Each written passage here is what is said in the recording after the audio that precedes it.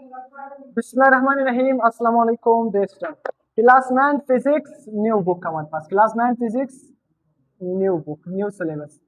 आज हम क्या है चैप्टर 4 डायनेमिक एंड फोर्सेस का लेक्चर नंबर कौन सा पढ़ने जा रहे हैं? लेक्चर नंबर 7 पढ़ने जा रहे हैं। तो लेक्चर नंबर 7 में हम क्या पढ़ेंगे? फ्रैक्शन के बारे में पढ़ेंगे। आज हम क्या पढ़ेंगे? फ्रैक्शन के टाइप्स पढ़ेंगे। आज हम क्या पढ़ेंगे? फ्रैक्शन के टाइप्स पढ़ेंगे और फ्रैक्शन के बारे में पढ़ेंगे। दरअसल में फ्रैक्शन है क्या? आने वाली लेक्चर में हम फ्रैक्शन के फायदे पढ़ेंगे और फ्रैक्शन के नुकसान पढ़ेंगे।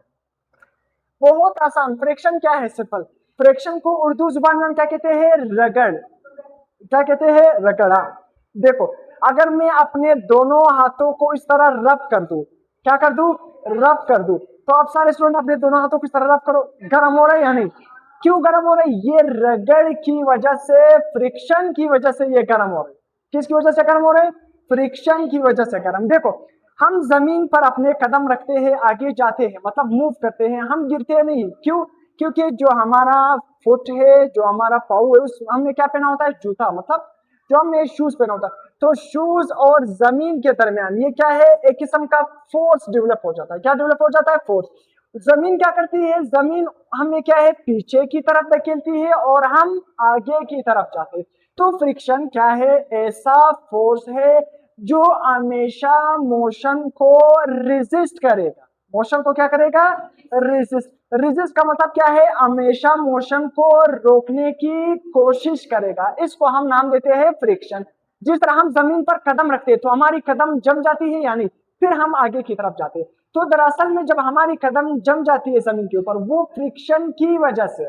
फ्रिक्शन हमारे पास एक किस्म का मुखालफत करने वाला फोर्स है, मोशन को रोकने वाला फोर्स है, मोशन को अपोज करने वाला फोर्स है। क्या है? फोर्स।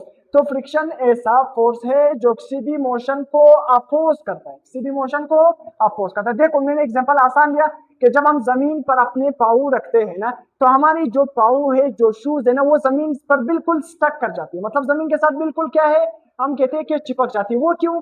दरअसल में जब हम अपने पाऊ रखते हैं और शूज रखते हैं तो उन दोनों के दरमियान इस तरह फोर्स डेवलप हो जाती है। जब फोर्स डेवलप हो जाती है ना, ये जो जमीन है ना, जमीन और हमारी पाऊ, ये जो दो सरफेस, इसके दरमियान जब फोर्स डेवलप हो जाती है, जब फ्रिक्शनल फोर्स, मुजाहमती फोर्स डेवलप हो जाती है ना, तो फ्रिक्शन हमें क्या करता है? पीछे की तरफ हमें धकेलता है और हम आगे की तरफ जाते हैं। हालांकि जिधर हम मोशन करेंगे उसके खिलाफ हमारे पास फ्रिक्शन फोर्स डेवलप करेगा। देखो, अगर मैं इस तरह जा रहा हूं ना, आगे मैं किधर जा रहा हूं? उस तरफ जा रहा हूं, तो फ्रिक्शन फोर्स किधर लगेगा? अपोजिट लगेगा। मैं इस तरह जा रहा हूं, फ्रिक्शन फोर्स अपोजिट लगेगा। दोनों किस तरह लगेगा? अपोजिट लगेगा। तो इसको हम नाम देते हैं फ्रिक्शन फोर्स। मोशन को अपोज करने वाला, मोशन को रोकने वाला फोर्स को हम क्या नाम देते हैं? फ्रिक्शन। जब मैं इसके फायदे पढ़ाऊंगा ना, तो आपके इसके बहुत क्या है फायदे नहीं, कि दरअसल में फ्रिक्शन आपको अभी लग रहा है कि मोशन को रोकता है, मगर दरअसल में जो फ्रिक्शन है, इसी फ्रिक्शन की वजह से हम जमीन पर चल सकते हैं।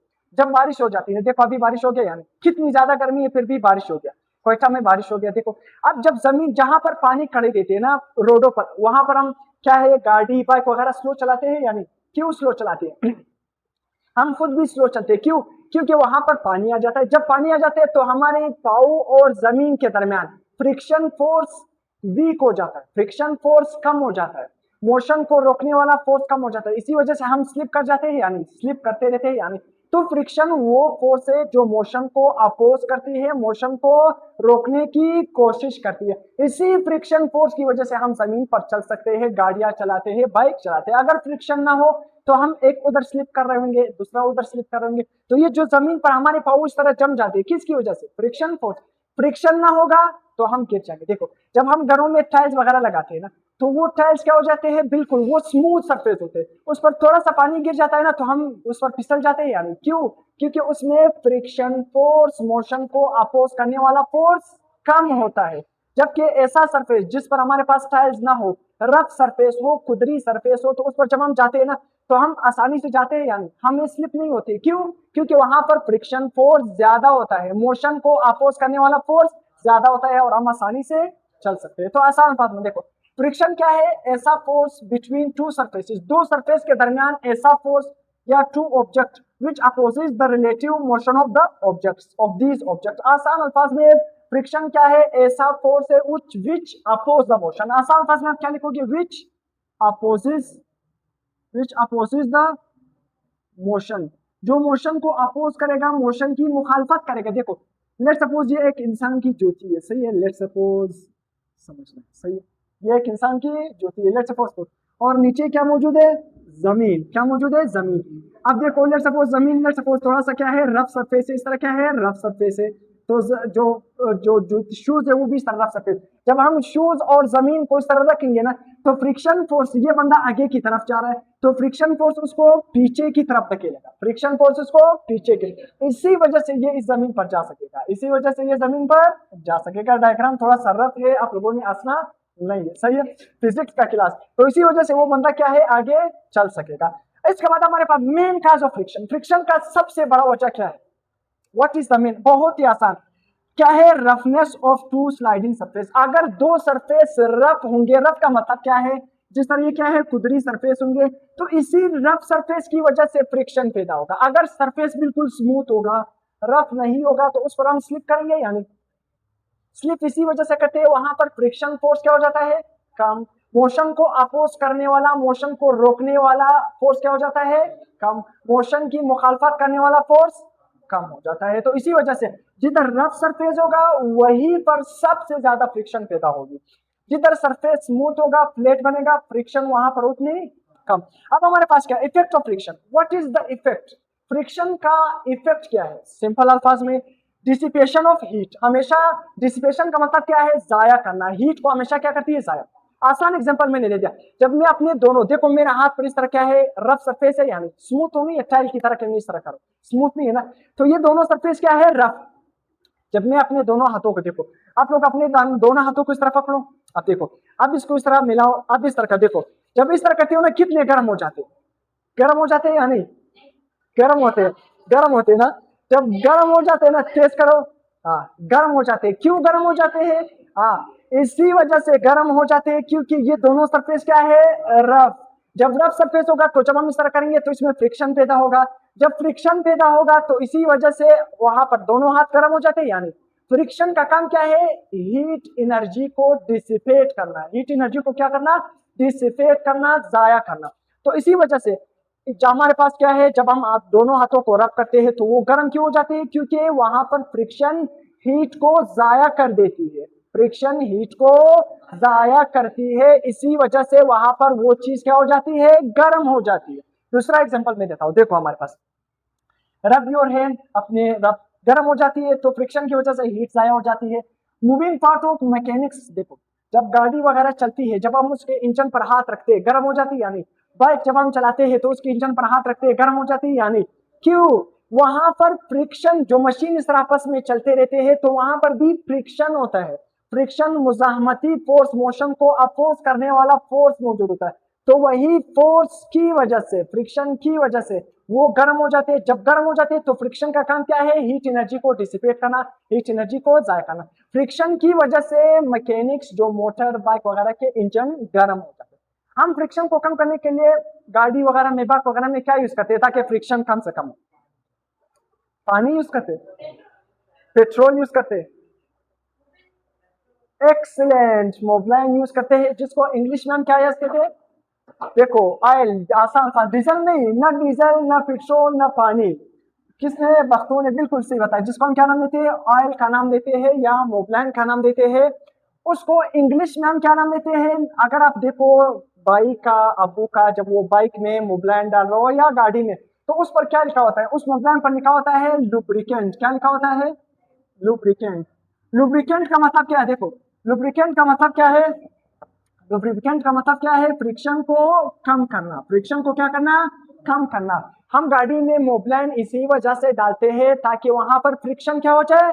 कम हो जाए, फ्रिक्शन को कम कर दे। अगर हमारी गाड़ी और बाइक में मोबिलाइन खराब हो जाए, बहुत ज्यादा टाइम से चले या ना हो, तो वो बहुत ज्यादा गर्म हो जाती है। क्यों गर्म हो जाती है? क्योंकि फ्रिक्शन बढ़ जाता है, मुजाहमती फोर्स बढ़ जाता है। जो गाड़ी के इंजन के पार्ट्स इस तरह घूमते रहते हैं ना, तो वहां पर फ्रिक्शन बढ़ जाता है। तो हमारे पास क्या है? देखो लेट्स सपोज ये एक ब्लॉक है, ये हमारे पास क्या है? ब्लॉक। ये एक ब्लॉक है, ये हमारे पास क्या है? दूसरा ब्लॉक।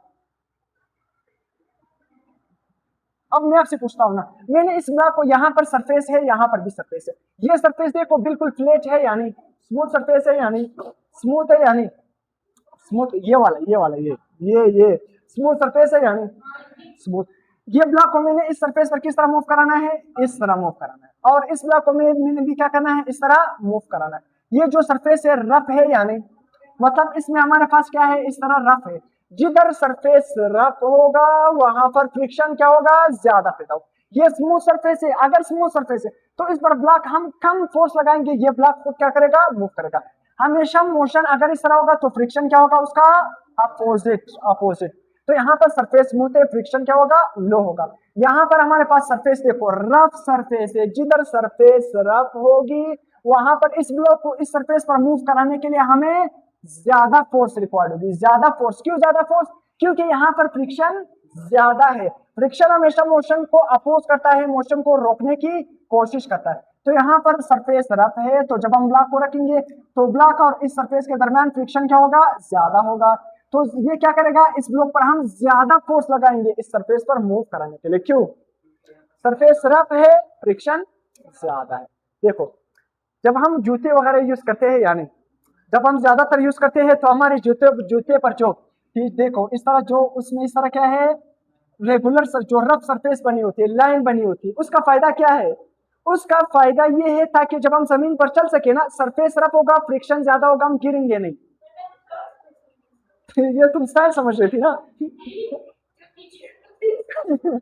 नहीं, कीचड़ वाला का काम नहीं है, ये इसी वजह से बनाते हैं ताकि फ्रिक्शन ज्यादा बने। अगर फ्रिक्शन होगा तो हम जमीन पर नहीं गिरेंगे।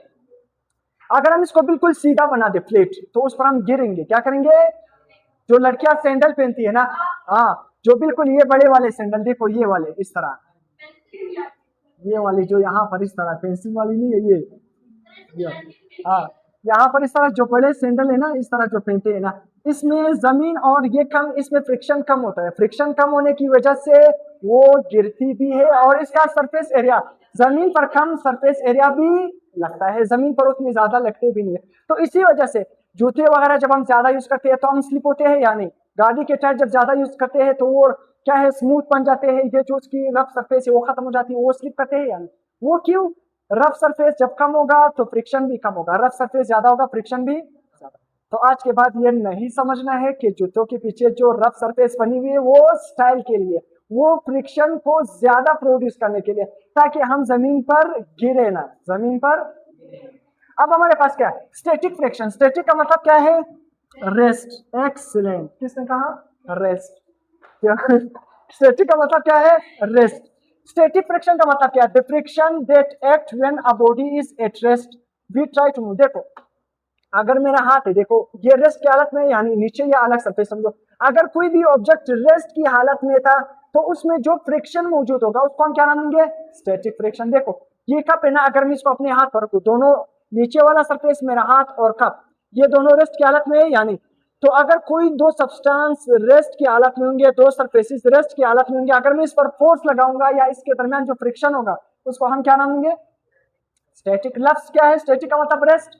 दो सरफेस रेस्ट की हालत में होंगे, उसके दरमियान जो फ्रिक्शन, स्टैटिक फ्रिक्शन। मुश्किल है ही नहीं, सिंपल। देखो अब हम क्या करते हैं, दो सरफेस रेस्ट की हालत में होंगे, उसके दरमियान सरफेस जो फ्रिक्शन होगा, स्टैटिक फ्रिक्शन, मगर हम कोशिश करते हैं उसको मूव कराने की, कोशिश करते हैं मूव कराने की। अब देखो example, a heavy box on the floor, एक बड़ा बॉक्स किस पर रखो, फ्लोर पर रखो। तो फ्लोर के दरमियान, लेट्स सपोज ये फ्लोर है ना और ये एक बड़ा बॉक्स है, ये दोनों किस हालत में, रेस्ट की हालत में। तो अब ये बॉक्स और फ्लोर के दरमियान जो फ्रिक्शन होगा इसको हम कौन सा फ्रिक्शन का नाम देंगे, स्टैटिक फ्रिक्शन। क्यों स्टैटिक फ्रिक्शन का नाम देंगे, क्योंकि दोनों रेस्ट की हालत में है। अब आते हैं यहाँ पर, देखो ये एक बॉक्स है, यहाँ पर लेट्स सपोज किस चीज पर पड़ा हुआ है, जमीन पर, एक बड़ा सरफेस पर पड़ा हुआ है। किस पर पड़ा हुआ है, सरफेस पर, जमीन पर पड़ा हुआ है।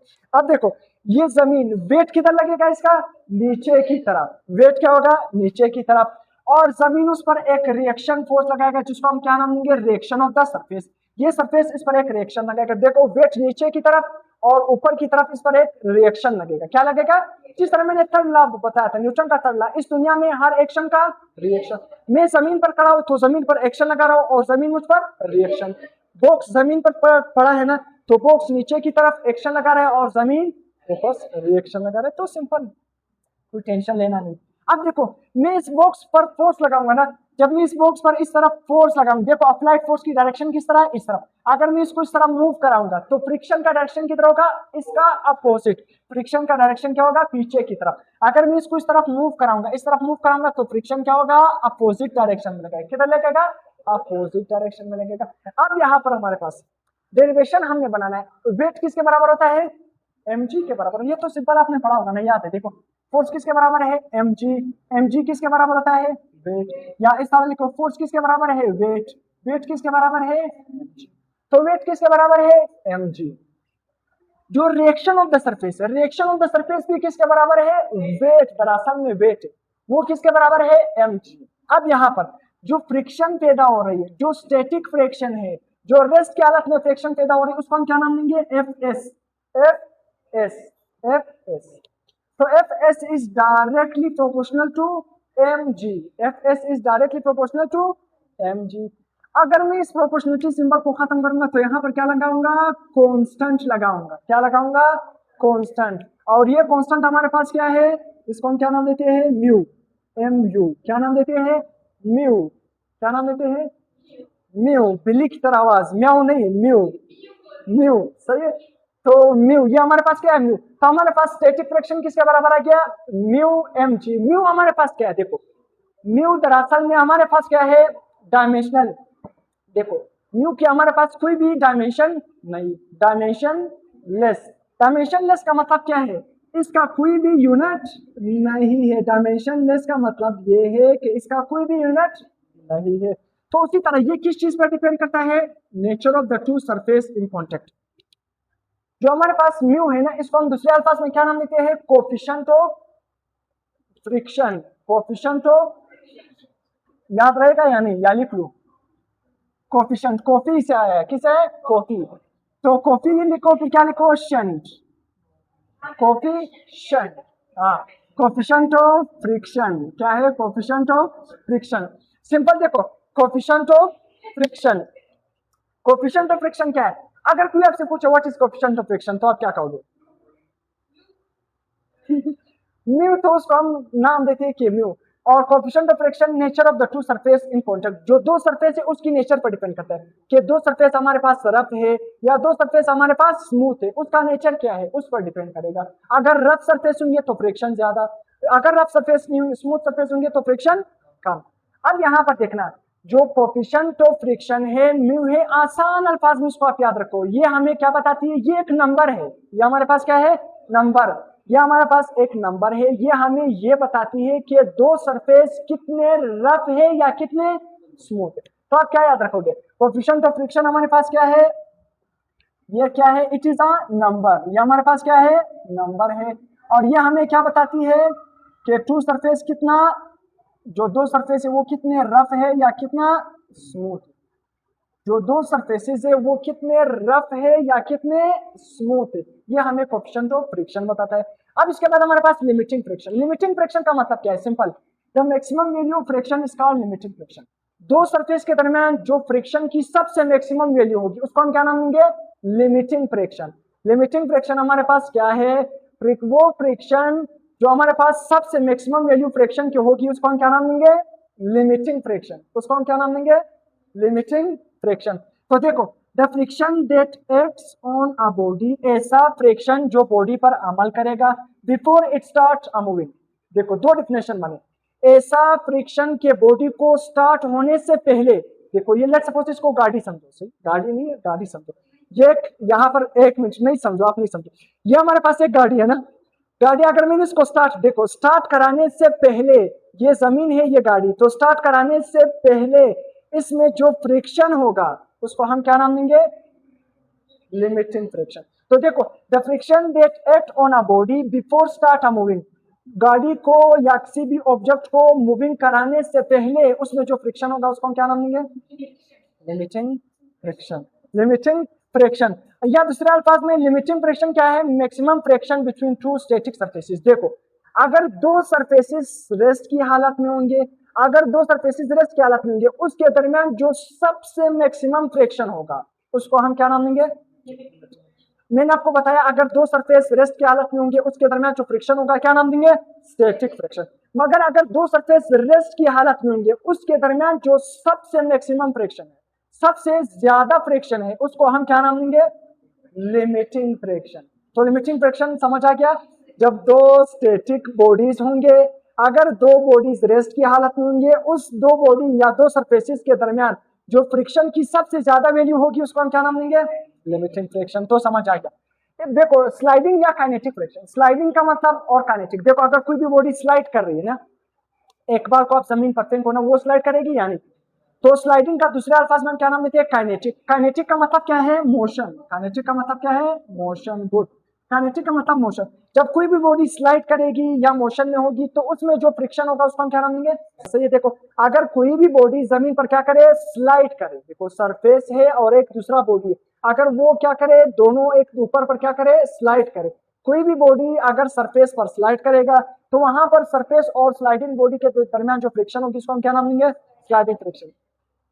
उसी तरह एग्जांपल, जब आप एक बॉक्स को उठाओगे जमीन पर स्लाइड करोगे तो बॉक्स और जमीन के दरमियान जो फ्रिक्शन होगी उसको हम क्या नाम देंगे? Sliding friction. रोलिंग फ्रिक्शन क्या है? रोलिंग लफ्ज किससे है? रोल करने से है। तो अगर हम किसी भी बॉडी को जमीन पर इस तरह रोल करेंगे, क्या करेंगे? रोल करेंगे। देखो मेरे पास ये बॉडी है ना, अगर मैं इसको जमीन पर इस तरह रोल करूंगा ना, इस तरह क्या है, जब ये रोल करेगा तो जमीन और रोलिंग बॉडी के दरमियान जो फ्रिक्शन होगी उसको हम क्या नाम देंगे? Rolling friction. The friction that acts when a body roll over a surface. अगर कोई भी बॉडी सरफेस पर रोल करेगा तो सरफेस और रोलिंग बॉडी के दरमियान जो फ्रिक्शन होगी उसको हम क्या नाम देंगे? Rolling friction. जिस तरह बाल रोलिंग, जब हम बाल को पहनते हैं जमीन पर वो रोल करता है या नहीं, तो अगर कोई भी बॉडी स्लाइड कर रही है तो उस फ्रिक्शन सरफेस और स्लाइडिंग बॉडी के दरमियान फ्रिक्शन को हम क्या नाम देंगे? स्लाइडिंग या काइनेटिक फ्रिक्शन। अगर कोई भी बॉडी सरफेस पर रोल करेगा तो सरफेस और रोलिंग बॉडी के दरमियान फ्रिक्शन को हम क्या नाम देंगे? Rolling friction. अब आते हैं, सबसे ज्यादा फ्रिक्शन कौन सा होगा? सबसे ज्यादा स्टैटिक फ्रिक्शन होगा। सबसे ज्यादा जब कोई भी बॉडी रेस्ट की हालत में होगी तब उस रेस्ट की हालत में फ्रिक्शन सबसे ज्यादा होगा। तो रेस्ट की हालत में कौन सा फ्रिक्शन दो सरफेस के दरमियान पाया जाता है? Static friction. तो स्टैटिक फ्रिक्शन सबसे ज्यादा। फिर उसके बाद क्या है? Sliding friction. सेकंड नंबर पर कौन सा आएगा? स्लाइडिंग। सबसे कम फ्रिक्शन कौन सा होगा? क्यों? देखो अगर मैं आपको प्रैक्टिकल करवा दूं, देखो ये मार्कर है ना, मैं इसको रोल करूंगा या बाल को जमीन पर फेंको, आसानी से रोल करेगा या नहीं? क्यों? रोलिंग बॉडी में फ्रिक्शन कम प्रोड्यूस होती है क्योंकि उसका जो सरफेस एरिया है वो जमीन के साथ कम लगता है ना, तो फ्रिक्शन भी क्या होगी? कम प्रोड्यूस होगी। जब कोई भी बॉडी स्लाइड करता है तो उसका ज्यादा सरफेस जमीन पर लगता है तो फ्रिक्शन भी क्या होगी? ज्यादा प्रोड्यूस होगी। तो रोलिंग बॉडी आसानी से रोल करता है क्योंकि उसमें फ्रिक्शन कम होती है। तो यहाँ तक हमारा लेक्चर एंड हो गया। टिल देन अल्लाह हाफिज। हाँ।